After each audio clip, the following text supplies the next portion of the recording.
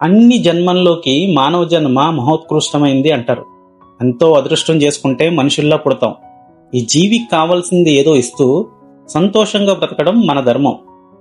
And కష్టం వచ్చేస్తే, డిప్రెషన్గా feel అయితే ఈ జీవితాన్ని ఎండ్ చేసుకోవాలి అనుకోవడం తప్పు. మహా వాళ్ళకే కష్టాలు వస్తాయి. మనం చూసాం, సెలబ్రిటీస్, అలాగే పొలిటీషియన్స్, బిజినెస్ మ్యాన్స్ ఎంతో ఘోరమైన కష్టం, అప్పుల పాలైపోతే ఇంకా చాలు ఈ జీవితం అని చెప్పేసి ఆత్మహత్య చేసుకుంటారు.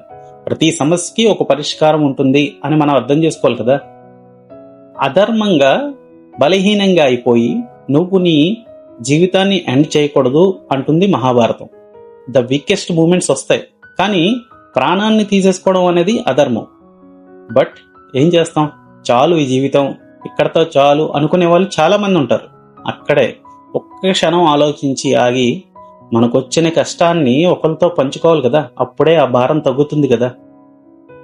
మనిషి అన్నాక అందరికీ కష్టాలు వస్తారా బాయ్, అలాగని ఆత్మహత్య చేసేసుకుంటావా? అలా కాదు కదా. నేషనల్ క్రైమ్ రికార్డ్స్ డేటా బట్టి మాక్సిమం మన ప్రపంచంలో మగవాళ్ళే ఎక్కువ ఆత్మహత్య చేసుకుంటున్నారు. ఇట్స్ సో సాడ్ కదా.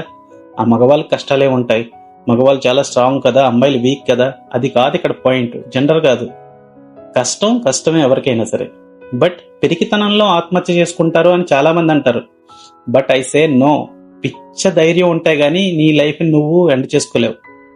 అలాంటి డ్రాస్టిక్ స్టెప్ మనిషి తీసుకుంటున్నాడంటే తనకి ఎంత కష్టం వచ్చి ఉంటుందో.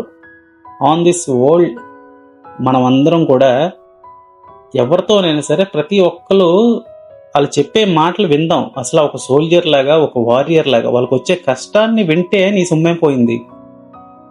ఇప్పుడు కొన్ని ఇన్సిడెంట్స్ మనం చూస్తూ ఉంటాం. ఐఫోన్ కొనివ్వలేదని, లేకపోతే ఇంటర్ ఫెయిల్ అయిపోయినట్టు, అమ్మాయి ఐ లవ్ చెప్పలేదని, ఇలా మనకి చాలా చిన్న సిల్లీగా అనిపిస్తూ ఉంటాయి. కానీ వాళ్ళకి అది కొండంత బాధ, ఎంతో కష్టం. ఆ క్షణంలో నా మాట ఎవరైనా వింటే బాగుండు అని వాళ్ళకి అనిపిస్తూ ఉంటుంది.